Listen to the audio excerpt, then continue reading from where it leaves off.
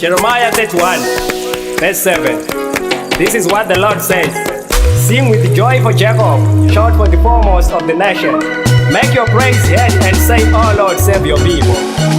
Ndiri kushaura ama Gideon, ndiri kutaura mtsinde kwa Gideon, ndiri kuparura vachaurire Byron, ndiri bahasha ukadzira mabhiriyoni, ndakutozimza musoro ngekobra, ama wano musana kwa Drogba, John Cena akatosiyana naPogba, kufamba naMwari hapana ndagopa, tachi chinzwa hashi, wehechina tinoparura mabhashi, hapana time yatitarise washi, ndingawa ndinowa akaiva kahaki.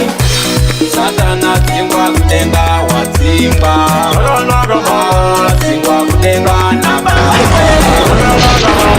dzingwa kutenga wadzingwa, dzingwa kutenga namba.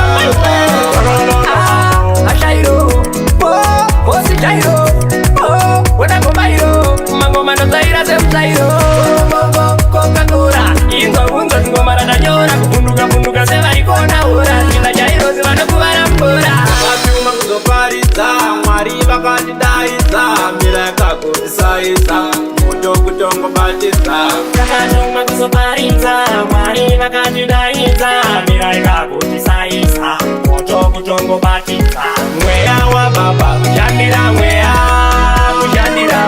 waBaba, tiri kushanda mweya waBaba, mweya waBaba, tiri kushanda mweya waBaba, mweya waBaba, tiri kushanda mweya waBaba, mweya waBaba, mweya waBaba.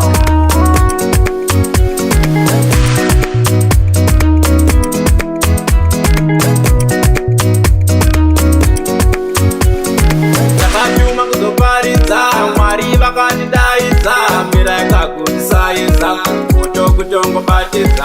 Takatuma kuzoparidza, Mwari vakatidaidza, mira yakagotisaidza, moto kutongobatidza.